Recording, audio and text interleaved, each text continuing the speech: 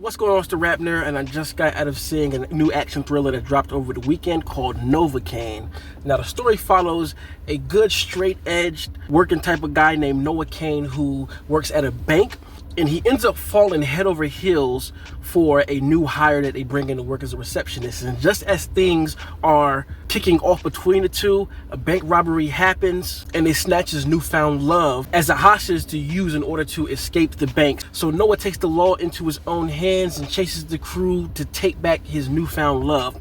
And the big kicker here is Noah has a condition where he does not feel pain. Now, first of all, I think that this movie is cool. It was really, really fun. But I do like it because it's a film that answered a complaint of mine that I talked about on Twitter. Hollywood and just the world we live in, wanting everything to be grounded stories, grounded characters, and all this other stuff. And I'm like, can we get back to more fantastical things that everything doesn't make 100% sense? You know, movies like Death Race and The Transporter, a lot of those Jason Statham movies are what I was talking about. And this, to me, fits into that old style of action film. And if I remember right, this might even be labeled as a comedy action film because it is hilarious throughout. And having Jack Quaid play Noah, it's always a plus up because he does such a good job of being a guy you can trust, the good old guy that you can root for in all of his roles. I mean, he was the same way in Companion, but just a little bit more twisted. But here, he plays a good guy in the best way possible. So you really want to see him win. And they play out the fact that he can't feel in a lot of humorous ways. There is a quote-unquote torture scene that happens that is hilarious. I found myself laughing a lot at that scene. Part of it is in the trailer, but it goes further than that.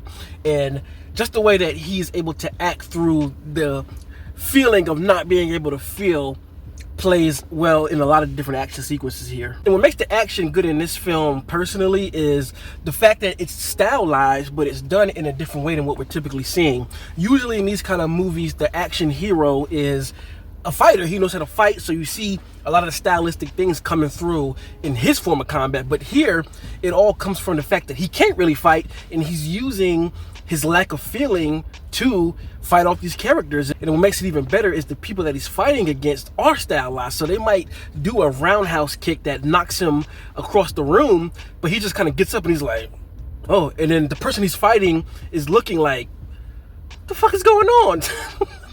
And they're able to utilize that quite a bit in this film, so it makes every action sequence interesting and to the point where you're wondering how it's going to play out. I think it provokes the audience's feelings opposed to what Noah's feeling, and it just makes it that much more agonizing because it's like, one scene in particular, I was in here like, oh my God, stop, please. And Noah's just here like, And it also stars, I believe her name is Amber Mindhunter. If I got that wrong, you gotta excuse me, but she was the lead for Prey.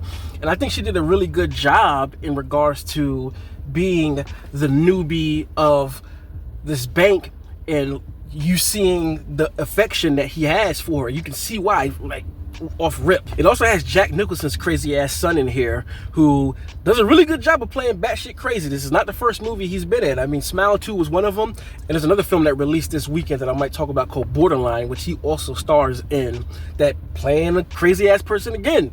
Like, maybe this just runs in the family. But all in all, it was a fun time at the movies. I don't know if this is one that you want to run out to cinemas to see. I will say that it didn't really have a lot of thematics for me personally that I would get something different watching it at home. But if you have some free time and you want to watch a nice action thriller and have some laughs with it, here's one for you to check out, and I feel like it's an interesting spin on the genre, and it takes me back to those early 2000s films. So let me know in the comments what you thought about the film. If you have seen it, let me know your favorite sequence. Mine is the torture scene. I thought that was hilarious. And as usual, if you like this kind of content, make sure to like and subscribe. If you already are subscribed, thank you. And until next time, peace. RapNerd Productions, no capping, that's word to mommy. Instead of banking on it, now rapping is just a hobby.